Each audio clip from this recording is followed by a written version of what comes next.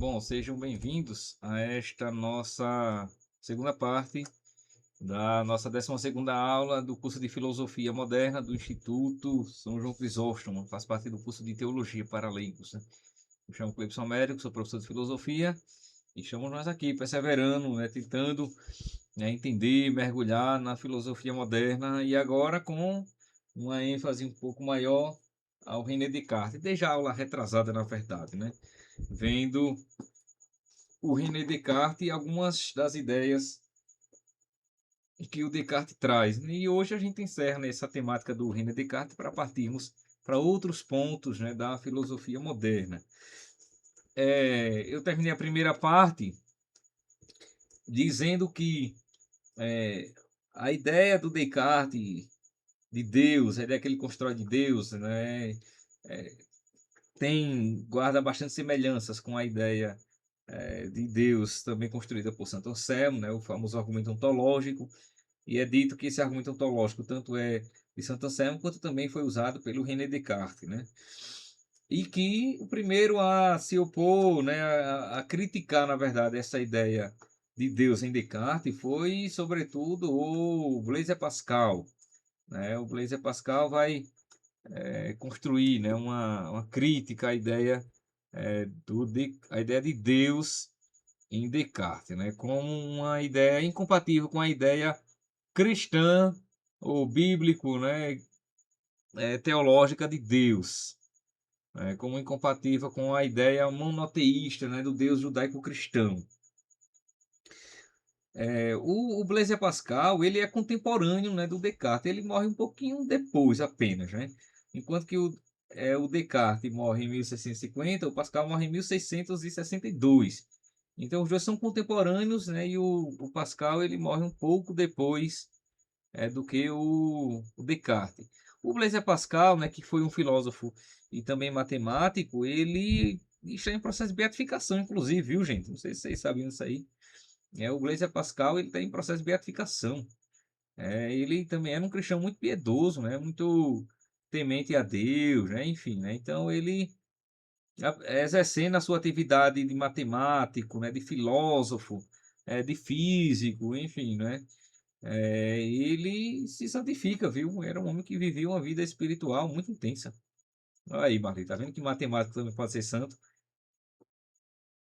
É sério, viu? É sério. Aí o Pascal tá em processo de beatificação, né? Veja, então o Pascal ele vai ser um dos primeiros a tecer uma crítica ao René Descartes, né? Como uma ideia de Deus incompatível com é, porque falta a ideia, a personalidade, né? E o que mais o Pascal vai apontar é que como se pode se relacionar, orar, confiar, pedir perdão a uma substância eterna, infinita, onipotente e tal, né? Como que esteja ausente ali o caráter personalístico, né? De ser pessoa em Deus. Esta mesma crítica, gente, e aí eu quero aprofundar um pouco ela. Esta mesma crítica, ela vai ser retomada mais na frente, já na contemporaneidade, por um outro filósofo, né, chamado Max Scheler. Max Scheler, viu, Aldo?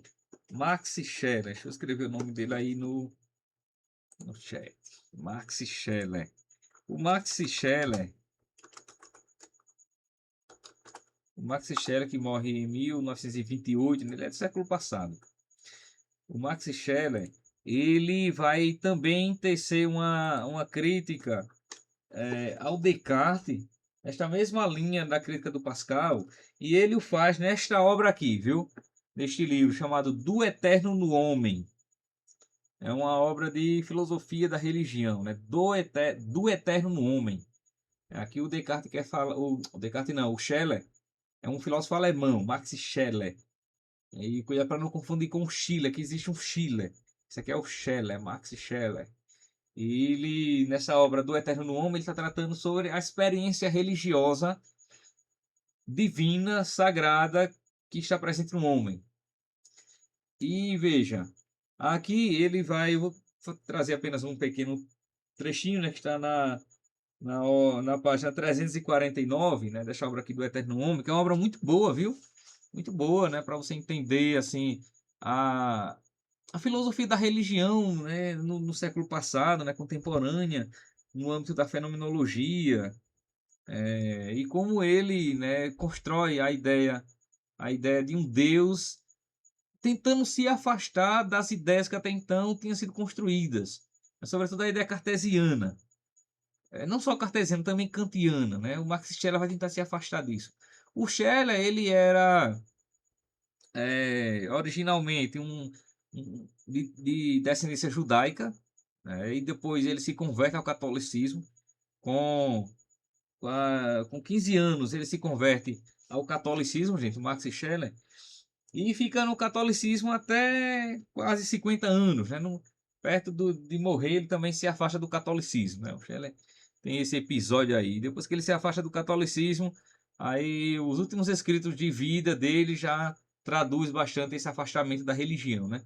Ele se afasta por, né, umas besteiras, umas coisas pequenas, né? E que depois se converteu também em umas divergências doutrinárias. Mas a grande parte da produção filosófica do Scheller foi como católico, né?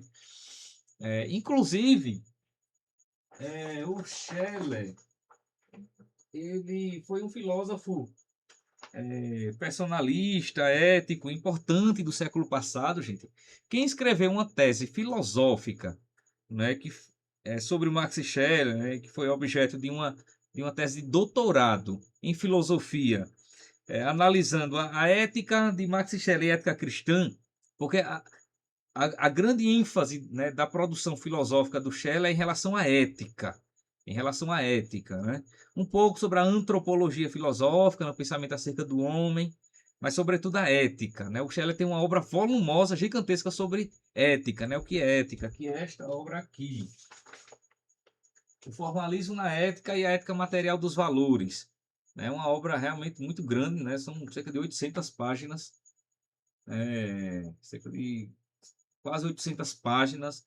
Essa daqui, inclusive, nem tem em português essa obra, né? Só tem em espanhol, francês, alemão, enfim, né? É uma obra realmente muito grande. O Scheller, a grande ênfase da filosofia schleriana é em relação à ética, a chamada ética material dos valores, que no próximo semestre, né, no próximo período, a gente vai, quando estiver estudando a contemporânea, vai mergulhar um pouco aí na obra do Max Scheller também. Ele é um filósofo bem importante do século passado. E quem escreveu uma tese de doutorado sobre ele foi um grande homem chamado Karol Wojtyla, neste livro aqui, Max Scheller e a Ética Cristã. Já ouviram falar nesse homem, Karol Wojtyla? Pronto. João Paulo João II. Paulo II, né? João Paulo II. João Paulo II tinha doutorado em teologia e em filosofia. O doutorado dele em filosofia foi pesquisando sobre a ética cristã e a ética de Max Scheller. Inclusive, este livro aqui é a tese de doutorado dele, de João Paulo II, viu? Que não acha mais para comprar, não, viu? Quem procurar comprar esse livro aqui, a última vez que eu tinha pesquisado que foi quando eu comprei, só tinha este exemplar, o único para vender no Brasil todinho. Né? E por providência de Deus aí eu né, consegui encontrar isso. Eu já tinha passado mais de ano procurando e ninguém tinha. Em lojas virtual nenhuma. Ninguém tinha no Brasil. Aí, depois de um ano e pouco procurando, eu já tinha até desistido. Aí, uma vez pesquisando novamente, né? Porque a pessoa, né, aqui e acolá tem que, né, pesquisar quando não acha, porque de repente um dia apareça. Aí, uma vez pesquisando, um dia anterior ao dia da minha pesquisa, uma pessoa, né, um vendedor lá em São Paulo, postou, né, este livro, o único exemplar, que nem novo né? Já era usado. Aí ele Qual postou é a no dia editora, anterior. professor? Era isso que eu ia perguntar, foi em cedo, né? Qual é a editora? É editora. Cadê aqui? Editora Universitária Champagnat. É uma editora que eu nem sei se ela publica mais, viu? Esse livro mesmo não se publica mais, inclusive, essa tese. E depois que canonizaram João Paulo II, acabou-se. Pronto. Quem tem, quem não tem, é difícil de achar, viu? Em português mesmo, eu acho que não tem mais não. No Brasil, se tiver, é porque apareceu. Mas a última vez, quando eu comprei, só tinha esse. Pra você ter ideia. Muito difícil. Passei mais de ano tentando encontrar esse livro. É difícil, é difícil. Bom, então o Max Scheler, gente, ele que inclusive exerce uma grande influência, viu, no pensamento humanístico de João Paulo II. Você vê que os escritos de João Paulo II, né, o Papa João Paulo II, traz muita ênfase na ética e na antropologia filosófica.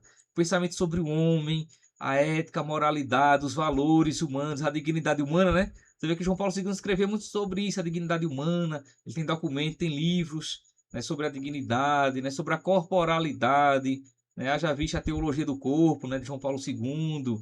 Enfim, todo esse pensamento, essa ênfase humanística que João Paulo II deu, né, no seu pontificado, em grande parte tem a influência filosófica de Max Scheler, viu, gente?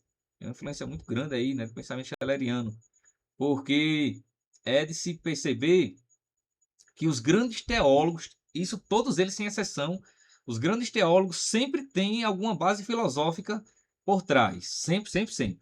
Né? Não tem teologia, não tem teólogo, doutor da igreja, para que não tenha alguma base filosófica. Isso inexiste. Eu já falei para vocês isso em algum momento, né, que a filosofia ela precede a teologia. Ela precede e prepara para a teologia. Então, qualquer um dos grandes teólogos da igreja têm bases filosóficas muito enraizadas, né? Muito profundas. João Paulo II tinha uma base muito forte, né? Do personalismo de Max Scheler. Claro, ele também tem influência de Tomás de Aquino, né? Enfim, como Bento XVI tem influência de Boaventura, né? De Agostinho, com bases filosóficas ali também neoplatônicas, né? Enfim. Então veja, o Max Scheler, que vai ser um grande crítico da modernidade, gente, em relação ao René Descartes, ele vai dizer o seguinte. E aí eu estou lendo aqui um trechinho do Eterno no Homem. Ele diz, o que era falso no pensamento do Descartes, e aí ele já faz uma crítica já, enfim, né, bem direta mesmo. O que era falso no pensamento cartesiano era o fato de Descartes pensar a existência de Deus como cognoscível, ou seja, como objeto apenas do pensamento, sem atos religiosos particulares. E isso por meio das mesmas operações para as quais ele queria criar a confiança necessária, primeiramente a partir da existência de Deus e da verdade de Deus. Os atos religiosos, porém, antecedem aos outros atos racionais finitos. Esses atos enraizam-se nos primeiros como os atos mais imediatos e mais profundos da pessoa. Veja, o que o Scheller está aqui dizendo, gente, é que primeiro, quando se fala de Deus, o Deus da revelação, deve-se falar de Deus primeiramente como um ato religioso e não como um objeto do pensamento, porque Deus ele não é primeiramente uma ideia cognoscível. E ele vai dizer assim, isso faltou a Descartes, a obra de Descartes. Né? O Descartes ele trata de Deus, mas ele não fala dos atos religiosos. E como ele não fala dos atos religiosos, ele está falando de outro tipo de Deus, que é o que depois chamou-se de o Deus dos filósofos, o Deus dos sábios. Aquele Deus que é uma ideia filosófica perfeita, organizada, lógica, mas lhe falta atos religiosos, lhe falta relação com o ser humano. Né? E na filosofia existe muito isso, viu, gente? Existem construções em torno de Deus, mas é um Deus a quem não se pode orar. É uma ideia lógica, é uma ideia racional de Deus, mas que foge muito da ortodoxia, não é, bíblica, da ideia de um Deus pessoa a quem se pode se dirigir. Então veja que nem sempre o Deus dos filósofos coincide com o Deus da religião. É isso que o Scheller está dizendo. Né? E no caso de Descartes, o Deus de Descartes, o Deus como Descartes pensa, não corresponde ao Deus da experiência religiosa. Esta crítica do Scheller é aquela mesma crítica que o Blaise Pascal já tinha feito, né? Que não corresponde ao Deus dos patriarcas, ao Deus de Abraão, de Isaac e de Jacó. Né? Porque não é um Deus a quem se possa orar, não é um Deus a quem se possa se dirigir, não é um Deus a quem se possa pedir perdão, não é um Deus a quem né, se possa chamar de Pai. Compreendem, gente?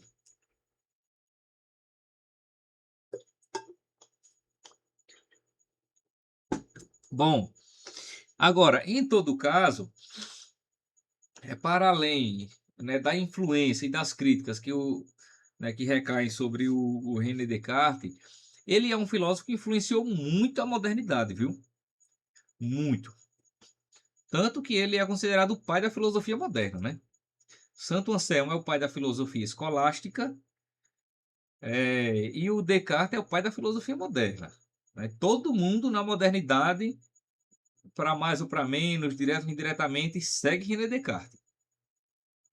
Disso aí realmente ninguém pode fugir, né? As ideias cartesianas, elas perpassam muito, né, por diversos pensadores e chegam à contemporaneidade, e vão exercer uma forte influência nas correntes filosóficas modernas e contemporâneas, né? O pensamento de Descartes se tornou muito fértil nesse sentido, né? Claro, pode-se criticar, pode-se problematizar até que ponto foi boa a influência do René Descartes ou não. Isso realmente é objeto de muita crítica, né? Porque ele é um grande filósofo, mas também ele é objeto de muita crítica, sem sombra de dúvida, né? Então, uns vão legitimar muito, né, o pensamento do Descartes, né? Vão se inspirar, vão desenvolver, né? Vão, enfim, fazer escola cartesiana e tudo mais. Outros, ao contrário, vão tentar se afastar, porque vão ver no pensamento do Descartes muitas lacunas, né? Muitas lacunas nesse sentido, assim, em relação a essa afirmação do sujeito, né, como o centro das certezas fidedignas, confiáveis, seguras, indubitáveis, ou em relação mesmo à ideia de Deus, né, um Deus que é uma substância, né, mas que lhe falta ao caráter personalístico, apesar do Descartes ser um católico, né? E essa crítica recai muito sobre o Descartes, porque o Descartes ele era um católico, né? O Descartes ele era uma pessoa católica, frequentava a missa e tudo mais, né? Então, o que se critica é como é que o Descartes, sendo um filósofo católico, ele não fala de Deus como o Deus da Bíblia, né? Como Deus pessoa, né? Que se faz encarnação em Cristo, né? Um Deus, não, ele não fala nesse sentido. Ele fala de um Deus que cabe dentro do sistema lógico, né? É um Deus que cabe dentro de uma lógica matemática. Então isso seria um certo problema, né? Porque se Deus cabe dentro de um sistema filosófico, né? Este seria realmente Deus? Estaria realmente falando de Deus, um Deus que cabe dentro da lógica, né? Dentro dos princípios racionais, não é? Embora também, claro, né? Aí alguém pode dizer sim, mas São Tomás de Aquino também tentou demonstrar a existência de Deus. Santo Anselmo também tentou demonstrar a existência de Deus, né? Só que uma diferença é que o Tomás de Aquino, quando ele está ali argumentando a favor da existência de Deus, né, naquele famoso argumento das 5 vias, lá na Suma Teológica, né, no artigo 2º, na questão terceira, o Tomás ele não nega o personalismo de Deus. Ele não nega, né? Ele coloca Deus como o autor de tudo, das leis, da natureza, do universo, do movimento universal, a suprema perfeição, a causa eficiente, tal, tal, tal, tal. Mas é um Deus a quem se possa se dirigir, né? O Santo Tomás procurou muito salvaguardar o caráter personalístico de Deus, né? O Deus pessoa, a personalidade de Deus, e não Deus puramente como uma substância, né? Infinita, uma substância eterna, uma substância onipotente, não, mas pessoa, o Deus pessoa. Entendem, gente? Então, o Descartes, né, ele é um filósofo que influencia a modernidade, não só do ponto de vista filosófico, mas também do ponto de vista matemático. A Marli já comentou na aula passada, inclusive, né, a importância do Descartes para as ciências matemáticas. Realmente ele faz uma reviravolta, né, nas ciências matemáticas, na geometria, né? Enfim, o Descartes realmente faz uma reviravolta e é um pensador que tem uma obra grande e até hoje é objeto de muita análise, de muita pesquisa, né? Enfim. Bom, só que o racionalismo do René Descartes também vai ser fruto de críticas, né? Objeto de críticas. Porque, veja, gente, enquanto Descartes ele está colocando a ênfase na razão, veja que o Descartes está colocando a ênfase na razão. É a razão, é o raciocínio, né, quem dá a certeza do sujeito quem dá a certeza de Deus e quem dá a certeza do mundo. É via razão. A razão é a fonte da verdade, é a fonte das certezas. É confiável que a razão pode provar. Para o Descartes é assim, viu? É confiável o que a razão pode provar. O que é racionalmente justificável. O que for racionalmente justificável, isso é fidedigno. E esta ideia aqui, gente, né, vocês guardem isso, esta ideia de que aquilo que a razão pode comprovar é o que é realmente fidedigno, esta ideia vai perpassar modernidade e contemporaneidade. E, inclusive, é isso que ainda está no imaginário popular. No inconsciente coletivo está que o que a razão pode provar é o que é confiável. Que são aquelas pessoas que dizem assim, eu só acredito no que a ciência pode provar. Ou, eu só acredito no que eu vejo. Ou, só acredito naquilo que está neste mundo. O que está para ali, ninguém foi lá para dizer. Né? Tem isso, né? Esse negócio de imortalidade. Sim, quem é que voltou de lá para dizer que é imortal? Então veja que, né, esta ideia de que nós só podemos confiar, acreditar realmente naquilo que é racional, é uma ideia que nasce ali na modernidade, com René Descartes, com Francis Bacon, né, e outros pensadores do século XVI e XVII. E esta ideia ela vai povoar a mente de muita gente até hoje, e talvez hoje mais do que nunca, né? Porque as pessoas perderam o senso total de confiança naquilo que elas não podem enxergar, ver ou demonstrar. Né? Agora veja que nós podemos enxergar nisso um forte reducionismo. Será que a realidade realmente ela se reduz ao que a nossa razão pode alcançar? Será que é realidade apenas o que a razão pode demonstrar? Será que a razão ela consegue abarcar a realidade como um todo? Será que, por exemplo, o mistério também não é uma parte inerente da realidade? Entende? Porque o mistério, ele não tem explicação racional para o mistério. Mas o mistério faz parte da realidade. Então, será que a gente deve confiar estritamente no que a razão consegue demonstrar? E naqueles casos que uma pessoa está com câncer em fase terminal e todos os laudos que ela tem, todos os exames demonstram que realmente ela está com câncer generalizado, fase terminal, e a pessoa confia profundamente em Deus, que Deus pode curá-la se Deus quiser, e Deus resolve fazer uma intervenção na vida da pessoa. Puf! Aí na semana seguinte a pessoa vai fazer exame e não tem mais nada, tá zerado, menino, não é? Que aí isso dá-se o nome de milagre. Né? O milagre é isso, é uma intervenção no curso natural das coisas. É uma intervenção divina. Né? A natureza das coisas ia por aqui, aí Deus faz uma intervenção e interrompe aquele curso natural. Pronto. E isso acontece. Né? Os milagres acontecem. Aí veja, o milagre ele está no âmbito do mistério. Né? Porque não se dá para explicar como foi que aconteceu. Os médicos realmente tinham um laudo comprovando que a pessoa estava com câncer generalizado e tal. E, no entanto, a pessoa está sem nada agora. Então, não tem uma explicação científica para esse sumiço de uma doença generalizada, uma doença letal dessa, né? Não tem uma explicação. A explicação é um mistério. Mas veja, o mistério também faz parte da realidade. Então, será que a razão ela consegue realmente dar conta de tudo? Será que é fidedigno somente o que a razão realmente consegue demonstrar? Ou a realidade extrapola os limites da razão? Porque veja, não é somente a fé que extrapola os limites da razão. Na própria realidade, nós temos elementos que extrapolam os limites da razão, como por exemplo o milagre. Veja que o milagre ele é um fato conhecível. Quando o milagre acontece, todo mundo vai ter conhecimento daquilo. Todo mundo pode comprovar, ver os laudos do que aconteceu e como a pessoa está agora. Né? Então é matéria de conhecimento racional também. Né? Não vai ter uma explicação para aquilo, mas aquilo aconteceu e é empiricamente comprovável. O milagre, quando acontece, ele não acontece apenas para quem crê. Não, acontece para todo mundo que tiver contato com aquela pessoa que foi curada. Não é não. Então, se a pessoa foi curada, quem crê, quem não crê, olhou para ela e vai dizer, rapaz, realmente, essa pessoa tinha isso, não tem mais não. Tá curado. Entende, gente?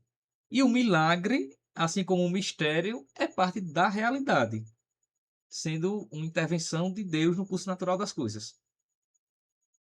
Então, a grande crítica que vai se fazer ao racionalismo, né, extremado é esta ideia de que a razão ela não pode dar conta de tudo, não pode comprovar tudo.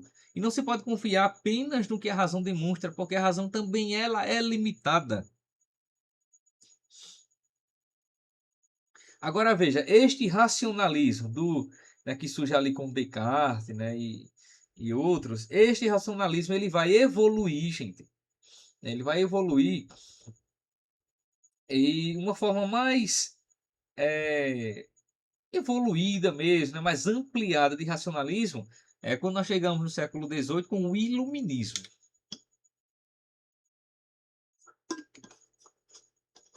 Então vocês podem tomar nota que o iluminismo é, de algum modo, a radicalização do racionalismo. Vocês podem anotar, o iluminismo é, de certo modo, a radicalização do racionalismo.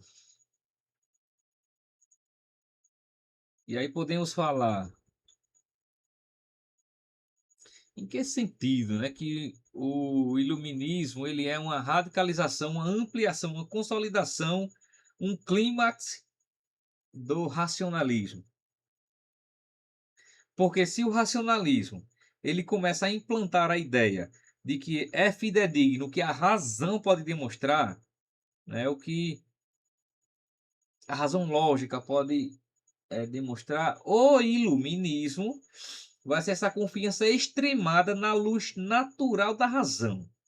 E, inclusive, o iluminismo, a palavra iluminismo deriva de luz. Né? Iluminismo, a luz como doutrina. Né? Esse ismo quer dizer doutrina, a doutrina da luz. E esta luz é a razão. É a razão natural. O iluminismo é a posição, né, a corrente filosófica ali do século, final do século XVIII, que afirma que a única luz confiável é a luz da razão natural. A luz da razão natural. Né? O que a razão puder demonstrar é verdadeiro. O que a razão não conseguir demonstrar não é nem para estar sendo pensado.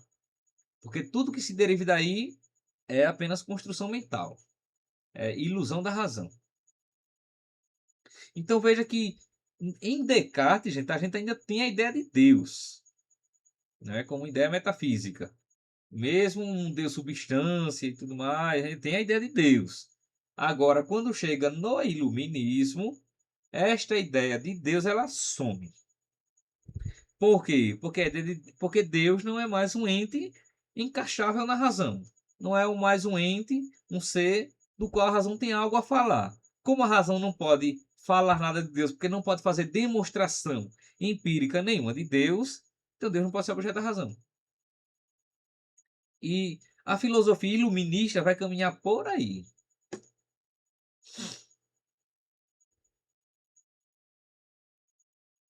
Então veja que com isso, gente, começam a surgir posições muito críticas em relação à religião.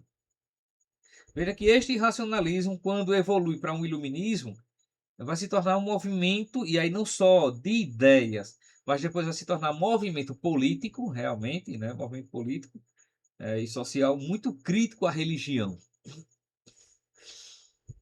E vale lembrar que foi, né, o pensamento iluminista, a filosofia iluminista, quem preparou a própria Revolução Francesa, de 1789. E veja que a Revolução Francesa ela se tornou um movimento totalmente anticlerical, um movimento anti-eclesiástico. Agora, a Revolução Francesa se tornaria um movimento político, realmente, é muito anticlerical, muito anti-eclesiástico, muito anticatólico, né? Porque antes isso já acontecia no âmbito das ideias. As ideias foram levando a execução desse fato. As ideias anticlericais, anti-eclesiásticas, né? Essa ideia de desconfiança de Deus, de desconfiança em relação à fé, em relação à teologia, e isso evoluiria para atitudes políticas concretas. Aí, de modo que a Revolução Francesa se tornou um grande morticínio, que voltou-se, inclusive, muito fortemente para a própria igreja, né? Você vê que tem alguns mártires desse período aí, como as monjas, né, carmelitas, as 16 monjas carmelitas, né, que são mártires desse tempo, em que os revolucionários entram lá no convento, pegam as freiras, as monjas e levam para degolar, né, pelo fato de serem religiosas. Então foi um movimento muito violento, né? Foram mais de 200 mil pessoas vitimadas. De religiosos, mais de 30 mil foram mortos, padres, monge, freira, frade, bispo, foi um morticínio desgraçado. Diz, Leonardo.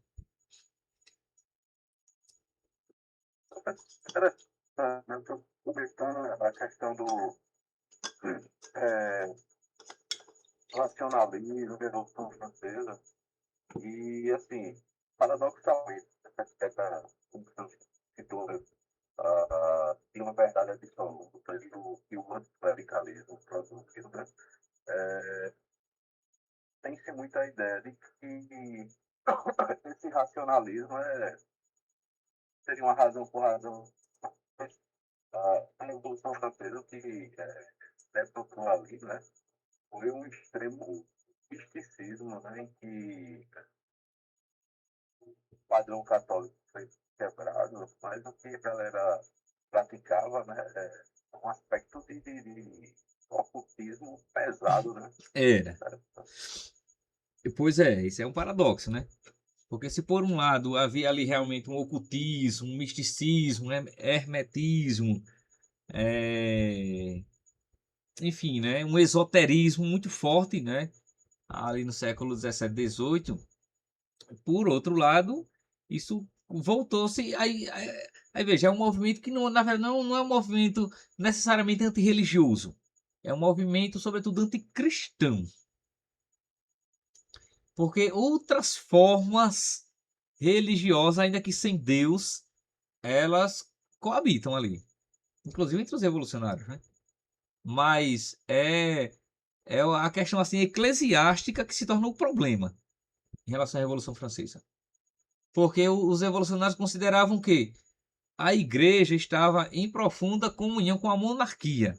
Como eles queriam derrubar a monarquia, também tinha que derrubar a igreja. Aí é onde surge aquela ideia, né, de que os revolucionários diziam que é preciso enforcar o último rei, porque a ideia era acabar com a monarquia. Tem que enforcar o último rei, Marli. A ideia é essa, enforcar o último rei na tripa do último padre. A ideia era essa. Você ia falar, Felipe? E aí entra a maçonaria, né? Também. A influência da maçonaria. Também. Uhum, tá bem nesse contexto aí, viu? Que isso por si só já mereceria uma aula, né? Mas tá nesse contexto aí, tá nesse contexto aí. Então, gente, vejam como as ideias filosóficas um dia evoluem para fatos históricos. As ideias elas se traduzem em fatos. Veja que os fatos revolucionários, anticlericais, né, do século XVIII, século XIX, são fatos que foram preparados por ideias também elas anticlericais. Então, ali nessa conjuntura do iluminismo, do racionalismo, surge também uma outra corrente filosófica, né, que é o positivismo. O positivismo, gente, do Augusto Comte. Veja, o positivismo, por sua vez, também, né, reforça toda essa conjuntura de ideias de que o que é positivo, ou seja, o que é racional, em outras palavras, é o que é confiável. E o positivismo traz toda a cientificidade para dentro da filosofia, né? Traz o chamado cientificismo para dentro da filosofia. De modo que também o positivismo quis converter a filosofia em um tipo de atividade científica, né? Com um método científico, né? no próprio filosofar. Veja que o pai do positivismo, nessa corrente filosófica chamada de positivismo, é Augusto Comte, né? um francês, Augusto Comte. O Augusto Comte também ele, né, vai pensar que religião, né, que teologia é coisa da infância da humanidade, né? Só uma humanidade imatura que faz uso da religião. Veja, isso é positivismo, viu? Só uma humanidade imatura é que precisa fazer uso da religião e recorrer a um Deus, recorrer a explicações religiosas. Isso faz parte da infância da humanidade. Porque quando a humanidade chega na sua idade madura, na sua idade positiva, que é a idade da razão, que é também a idade da ciência, ela não precisa mais da religião. Então a ideia que vai começar a circular é esta: a humanidade não precisa da religião, porque a humanidade amadureceu, ela produziu ciência, ela agora tem explicação para as coisas. E o que não tem explicação, daí vai vir a ter. Então não precisa de explicações religiosas. Diz, Felipe. Mas no fim das contas, Kant cria uma religião também.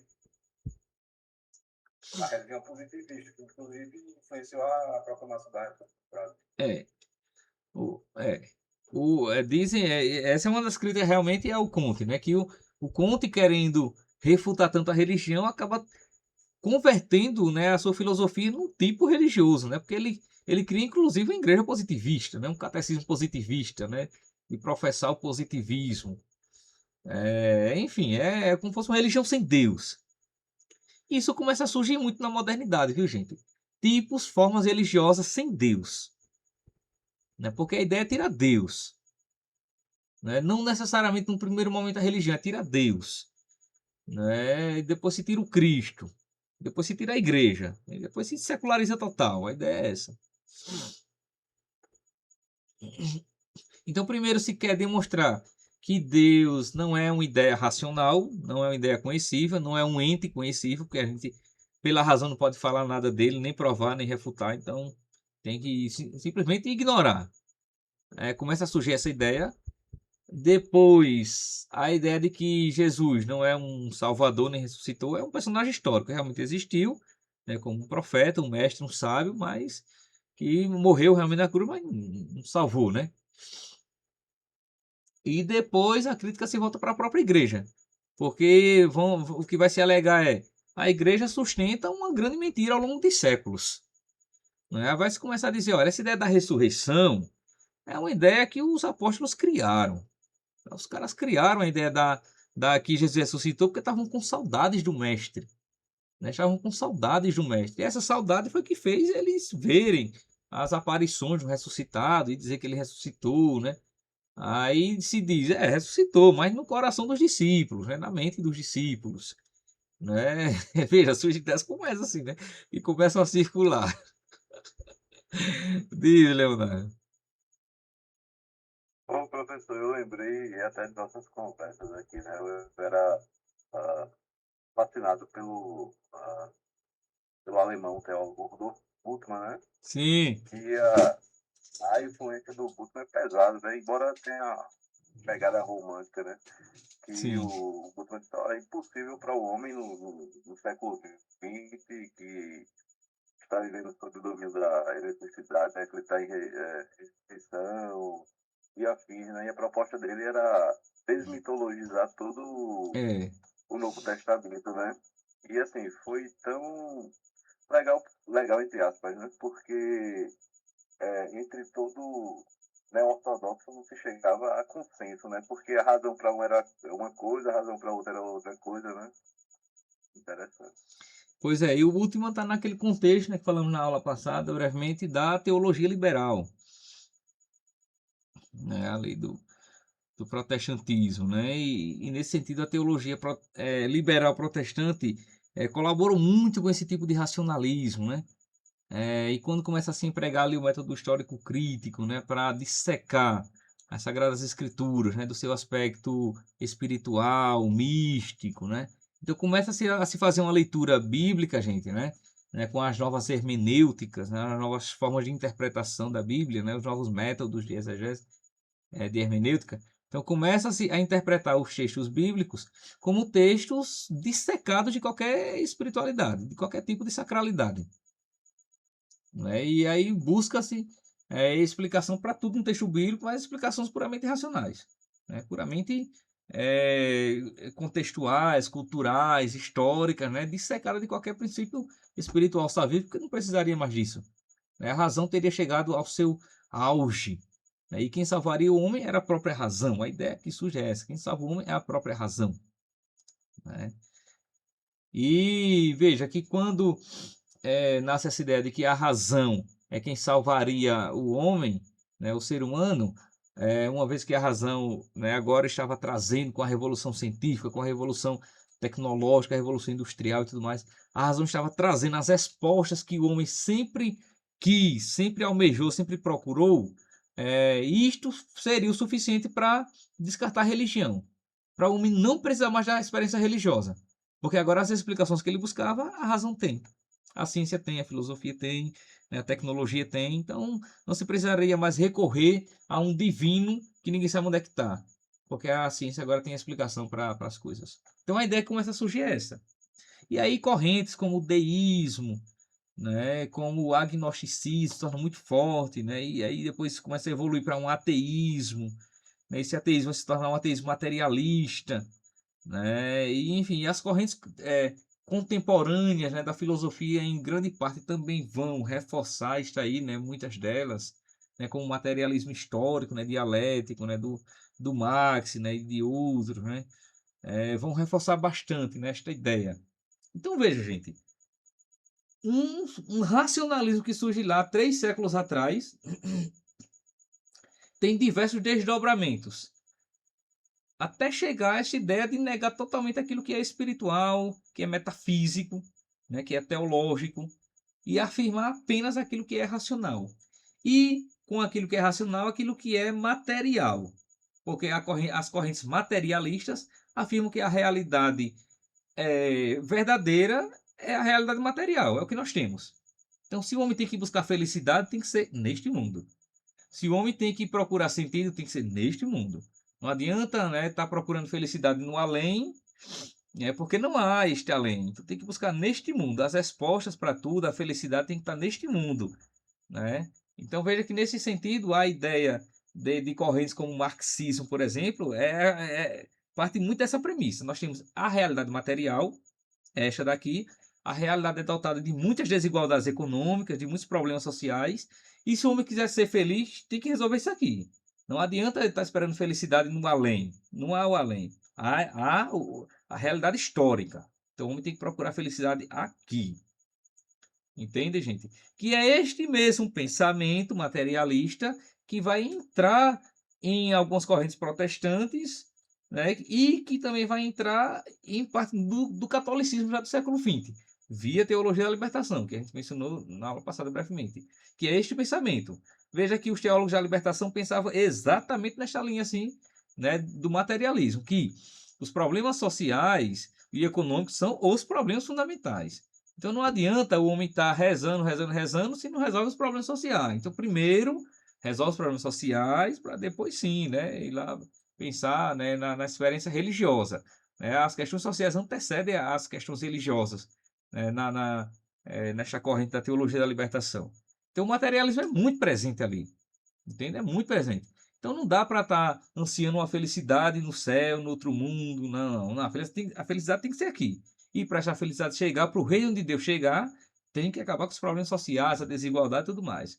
É por isso que esta vertente, né, católica, né, da teologia da libertação, deu uma ênfase muito grande à luta social. A ideia de opção preferencial pelos pobres, né, de lutar contra a opressão, contra as classes sociais, né, contra essa desigualdade, né, e a teologia da libertação fez um sucesso imenso na América Latina, porque realmente a América Latina é muito dotada de problemas sociais, realmente, de desigualdade, a gente realmente tem esse problema. Então isso foi o prato cheio realmente para os teólogos da libertação dizer, olha, ou a gente resolve os problemas materiais, ou não tem como ter uma experiência religiosa. E tudo isso você consegue linkar com tudo que veio atrás, não é? Que começa lá no começo da modernidade com essa ênfase na razão, né, no conhecimento científico, no racionalismo, iluminismo, positivismo, materialismo, até chegar a esta ideia de que o reino de Deus é a justiça social. Que isso era afirmação muito forte entre os teólogos da libertação. O reino de Deus é a justiça social. Quando nós tivermos justiça social no mundo, teremos o reino de Deus. Só que isso se torna muito problemático, porque Jesus disse: olha, o meu reino não é deste mundo, né? O meu reino não é daqui. Diz, Leonardo. Professor, eu até lembrei de uma frase, eu peço que o senhor afirme de quem é, que eu não lembro. Que a crítica, né, que pela morte da teologia da libertação é que era só libertação e não tinha teologia, né? É. Rapaz, olha, isso Aí eu aí. não lembro quem foi o pensador que afirmou isso. É. Eu também não lembro precisamente quem falou isso, mas muitos críticos falaram isso. Essa é uma frase repetida por muita gente. Não sei assim o primeiro realmente falou isso, mas muita gente fala, né? Que a teologia da libertação nem é libertação e nem é teologia, né? Essa crítica realmente existe, né? Porque a teologia da libertação realmente não conseguiu um sucesso nem do ponto de vista teológico, nem do ponto de vista libertário, não é? E veja, os teólogos da libertação, gente, eles propuseram uma releitura das Sagradas Escrituras para olhar as Sagradas Escrituras de modo político, né? E esse político de modo uma política crítica, né? E aí crítica é entendida como eles entendiam por crítica, né? Aí textos como, por exemplo, quando Jesus diz assim, isso lá em João capítulo 10, versículo 10, né? Eu vim para que todos tenham vida e vida em abundância, né? Era uma passagem muito usada pelos teólogos da libertação. Então eles dizem, olha, Jesus veio para que a gente tenha vida e vida plena, vida em abundância. Então aí, o que seria essa vida plena, essa vida em abundância? É a justiça social, né? É o fim das desigualdades, o fim dessa estrutura de classe, o fim do capitalismo, não sei o quê, né? Jesus veio para isso, para que a gente tenha vida e não a opressão como nós temos. Então, veja, é a leitura dessa forma. Quando, na verdade, o texto bíblico ele não está afirmando isso, né? Mas é claro que Deus quer que a gente tenha uma vida feliz nesse mundo, isso é óbvio. Mas o texto não está falando isso, né? Quando o texto diz, eu vim para que todos tenham vida, esta vida não é a vida biológica, é a vida plena, né? E aí no texto grego isso aparece de modo muito claro, né? Porque no texto grego é a palavra zoé. Esta vida é a palavra zoé, não é a palavra bios. Tem duas palavras para vida, tem bios e zoé. Bios é a vida deste mundo, realmente a vida biológica. E zoé é a vida plena, a vida eterna. Então quando Jesus diz eu vim para que todos tenham vida, ele está dizendo eu vim para que todos tenham a vida eterna, a vida plena, a vida de Deus. Entende como uma coisa pode ser mal interpretada e instrumentalizada, foi uma coisa que eu ouvi muito, né? Foi uma instrumentalização, né, dos textos bíblicos para fins políticos, né, partidários, ideológicos e tudo mais. Diz, Jéssica Erlani. Só um comentário, professor, se alguém tiver curiosidade de ver um pouquinho na Bíblia Pastoral, que tem os comentários, a nota de rodapé embaixo, né? Ela é totalmente isso que o senhor está dizendo. O tempo inteiro pega lá aquele versículo, aquela passagem, e eles trazem essa visão política. Até a gente lê um pouquinho aqui, as palavras que são utilizadas. Jesus estava articulando o seu plano para derrubar os poderosos. Então, vem sempre essa linguagem da libertação dos marginalizados, dos oprimidos. Ela é repletinha disso mesmo. Isso aí é verdade. É, é isso mesmo, João 10, 10. Eu estou aqui até com o livro pastoral. Agora, me parece que tem uma diferença entre a antiga pastoral e a nova pastoral. Aí precisaria analisar. Porque a pastoral ela lançou uma nova edição. Eu não sei se os comentários permanecem os mesmos. Porque realmente a antiga pastoral ela tem um nível de comentário muito politizado. Realmente muito politizado. Eu estou com uma aqui que é de 2014. Eu acho Essa que. aqui ela é muito mesmo. Eu tô com uma aqui, ela é de 2000 e... A sua é de 14. Mas a tua tem o nome Nova Pastoral, não? Não, Bíblia Bíblia Pastoral só. Eu acho que essa deve ser antiga. Embora também não sei se a nova também não continua assim, realmente eu não sei. Mas me parece que a ideia da nova edição pastoral era justamente dar uma amenizada nisso aí, sabe? Mas que de fato a pastoral, sobretudo esta antiga, né? Eu posso afirmar realmente da antiga, que não é tão antiga assim, né? Até um pouco tempo atrás. Oi, Elida, falhou. Tenho também a pastoral e a minha de novembro. Deixa eu prestar mais atenção, porque eu É, estou aqui e isso. eu vou prestar bem atenção. Se você prestar atenção nos comentários, eles são comentários mais assim que pendem muito para uma interpretação politizada dos textos. Realmente é. Eu fiquei triste, professor, muito decepcionada foi com o Padre Jorginho. Agora saiu os comentários e ele falando bem, ele é bem desses. Muito, fiquei muito triste com ele. Eu Padre cresci, Zezinho cantou, né?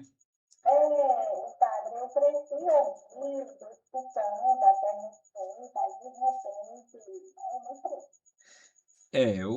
O Padre Zezinho realmente assim, em termos de ideias, ele, eu não sei como é atualmente, né? Mas tem realmente expressões dele assim, muito próteros da libertação, né?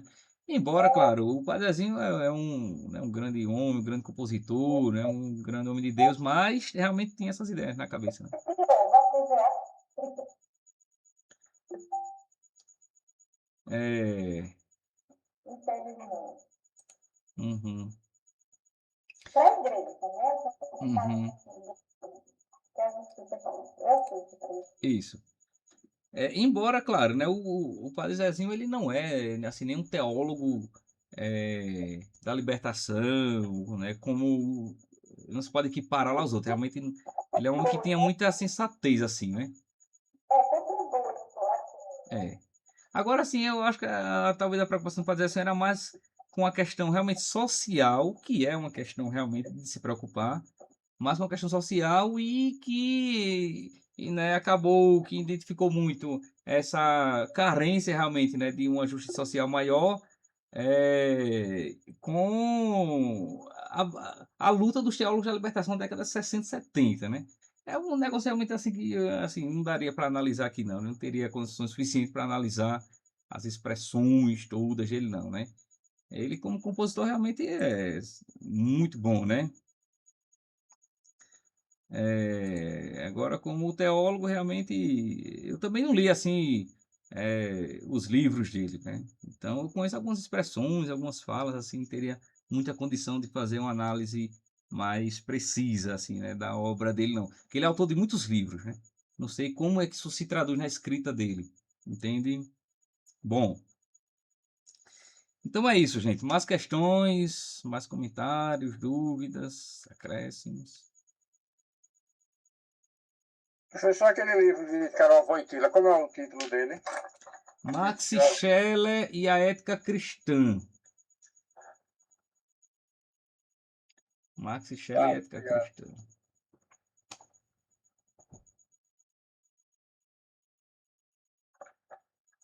Bom, então, tudo certo. Inaciene, Áquila Fernanda, Sayonara Nascimento.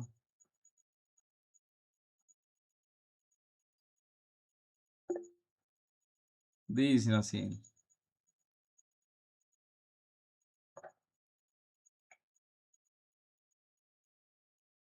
Tudo certo, né?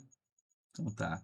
Pronto, poxa, bom. Então, aí lembrando, na próxima semana, como é feriado aí de Caruaru, aí a gente não tem aula, né? A gente tem de hoje a 15. Mas aí vocês aproveitem esses dias aí, né? Aí eu posso até deixar aqui umas dicas, né? Do que vocês poderiam estar pesquisando nesses 15 dias aí. Podem pesquisar, né, Marli? Porque nada como a gente, né, pesquisar em dias de folga, né? Aí, se puderem pesquisar,